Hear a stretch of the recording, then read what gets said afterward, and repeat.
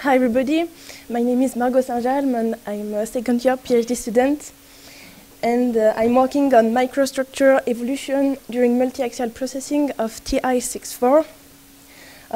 It's part of the STAMP ANR project, which is a collaboration between Laboratoire Georges Friedel from Mines Saint-Étienne, Laboratoire Mathéis from INSA de Lyon, Laboratoire LEM3 from Université de Lorraine, and an industrial partner, Aubert & Duval.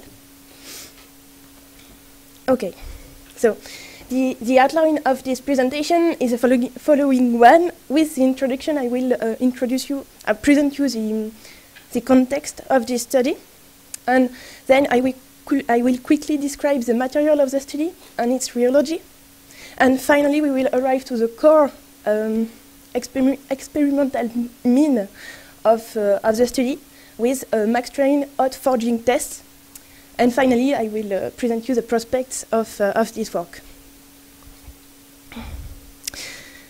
Okay, so the studied material is TI64. So as you can see on this graph of the temperature versus beta phase mass fraction, you can see that below 995 degrees, we have two phases in our material, alpha and beta, as presented by Cecilia.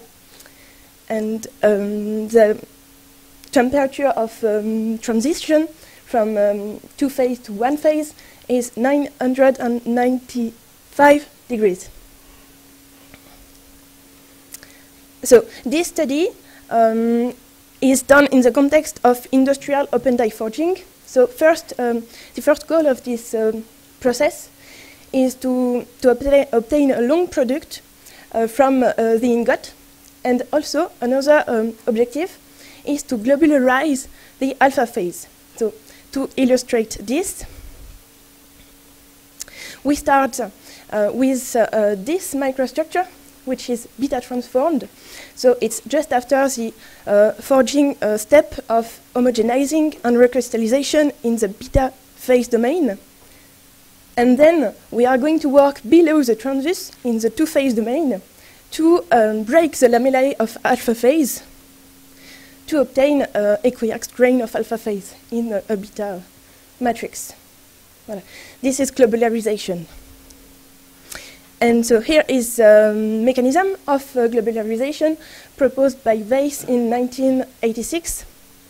So first, you see that you need a stress, to apply a stress to create micro shear bands across the alpha lamellae. Then, when you continue to deform, this will create, with recovery, low-angle alpha-alpha phase, alpha-alpha grain boundary, which will then transform into high-angle alpha-alpha grain boundary when you continue to deform. And this will be this will allow the beta phase to create cusps and to penetrate the alpha lamellae, and then with diffusion it penetrates completely the alpha lamellae, and then you get equiaxed grain of alpha phase. So this is globularization, but some authors speak also about geometric dynamic recrystallization. Okay, so a lot of studies in the literature a lot of people have already studied the globularization kinetics and the finite microstructure homogeneity as a function of several parameters, such as the initial microstructure. For example, the initial thickness of alpha lamellae, the initial size of beta grain, and also the crystallographic orientation of alpha lamellae. Also, another important parameter, recent studies have also focused on the interaction between globularization and some other mechanisms of microstructural evolution. For example, the interaction between alpha globularization and alpha static recovery during holding times between two steps of deformation can be favorable to kinetics of globularization, and also also, the interaction between alpha globularization and beta dynamic recovery can be favorable also to the kinetics of globularization. So this is an important point. Also, the straining mode is important for the kinetics of globularization, but also for the final microstructure homogeneity. And finally, more regarding the final microstructure homogeneity, because we are working subtransus, we are going to play with alpha-beta phase transformation, because in industry we are playing with thermal gradients. So, and this phase transformation will lead to variance selection, which will be stronger with strong straining level. Okay, so now our study is to study, so the goal is to study the microstructure evolution of Ti64 alloy under subtransus complex thermomechanical path, which mean holding times between two deformation steps, so we can study the interaction between dynamic and static phenomenon. Also, we are going to practice multi-step cross-forging, like in industry, or nearly like in industry. And finally, we are also going to play with an isothermal test. And how are we going to do this? With the Glibel MaxStrain device, because Glibel is well known for an isothermal test, thermal gradients, for example. So the material of the study quickly. Here it's chemical composition. And the initial microstructure, we can see it's beta transform. So we can still well see the prior beta grains, which are colonized by alpha lamellae. And here is a zoom on alpha lamellae to form a basket weave macrostructure. So in a preliminary study, we did conventional uniaxial hot compression test for two reasons: to characterize our material and also to get references, stress strain curves for the following of the study. So here it's conventional tests in a Schenck hydraulic machine. Here is a scheme of the specimen after compression, and here I give some examples of the microstructure after quenching and straining at 1, taken in the center of the sample, the cross-section. And all these microstructure are obtained for the same strain rate, but different straining level, different temperature, sorry. And you can see that for the lower temperature, we see a kinking of alpha lamellae. Okay. So we did complete design of experiment with the strain rate, and temperature. And we obtained the stress strain curves. Here are some examples. On the left, the three curves are obtained for the same strain rate but different temperature. So you can see that the rheology of the material is really sensitive to temperature. And on the right, you have the higher stress level with the blue curve you can reach with our DOE. It's obtained for the higher strain rate and the lower strain rate and the faster strain rate and the lower temperature. And the red curve it's the lower stress level obtained for the lower strain rate and the higher temperature. Okay. So here you can observe flow softening. It has been a lot discussed in the literature, the origin of flow softening in titanium alloy, because it's really characteristic of them. But it seems that it's mainly due to kinking of alpha lamellae during straining, according to Semyatin and more recently Roy. So we use all our collection of stress strain curve to get the parameter M and Q of a Norton-Hoff constitutive law. So M is strain rate sensitivity and Q is energy activation. And here are our value, which are correlated with literature value. Okay, so now we come to, once we completely know our material, from the beginning. Now we can go to multi-axial hot cross forging on MaxStrain device. So it's done with the Glibble system. Here is a Glibble machine. So it's about 2 meter high for those who don't know it. It's a 3800 version. So you have a fixed part with a computer and an actuator, and you have a unit that you can change. For us, it's a MaxStrain unit with the loading chamber and the second actuator.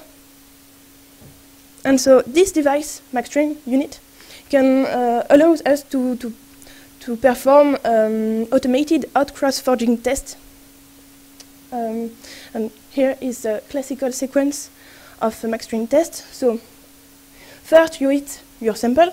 So you can see the geometry of the specimen, it's quite long. And I bring a prototype if you want to see to touch the specimen after, to see it. And you can see that the cross-section is reduced on the middle of the sample. So this corresponds actually to the working area in order to be in plane strain compression. So this is the working area, and you can see that it's the more luminous zone of the specimen, simply because we heat by Joule effect from both sides of the specimen, so the maximum heat is concentrated in the middle of the specimen, so in the working area. And on both sides of the working area, you find the anvil. It's a tungsten carbide anvil here. After you forge, so you can see here that the light of the working area suddenly decreases. It's not luminous anymore, simply because the tools are cold. So we are on a non-isothermal test, and we are going to play with this. We want to characterize it, but we are going to play with it because it will, we will be closer to industrial conditions. Then you retract the anvil and you rotate at 90 degrees your specimen, and you can notice that your free surface at the previous straining step are barreled because to friction. So when you rotate, this barrel surface will be in contact with the anvil, and consequently the strain stress fields will not be the same than in conventional mechanical tests. Okay, so we started an experimental campaign in which we want to study two things: the effect of holding time, as FAN in 2018 did, but they're in a little bit more complex straining mode. So we are going to study the interaction between dynamic and static phenomenon, and also the effect of the straining level at each step of deformation. And on the scheme you have the temperature versus the time, and it gives an idea of the classical thermomechanical test we can do with the MaxStrain. So here we did first heating, then homogenizing, then third point deformation, and then you hold a certain time, and then you rotate, and you reproduce this as many as you want until 80 deformation step if you want. And so for this test campaign, we wanted to get as many as possible information about the thermal field of the experimental thermal field of the test. So we put up to 4 thermocouple on the specimen. They are welded, and one is put it into it. And okay. Thanks to this, we will feed our thermomechanical modeling by finite element soon. Okay, so here is an example of MaxStrain specimen after deformation. And here is a cross-section with the compression axis vertical to the photo. And you can clearly see the heat-affected zone on this micrography, which is, we found it also on a preliminary thermomechanical modeling of the test. This is under development, so I will not describe it, because it's not ready. And, but one important thing in our project can be limiting, a limited point, because we are playing with a really big beta grain size, so it's about 1 millimeter beta grain size. So statistically, it can be maybe an issue. We are dealing with it. And finally, the prospect. What we want to do with all of this is really to couple thermomechanical modeling of the test to know the thermomechanical history in different points of the specimen, in order to understand how do we obtain such microstructure. So here, this microstructure corresponds to each colored square on the model. So you can see we can reach quite important microstructure gradients with the MaxStrain test. So to conclude, I will say that the Glibel MaxStrain device allows to process complex thermomechanical treatments. What means complex? It's here several straining steps with changing direction. Also, so to be closer to industrial condition in our case.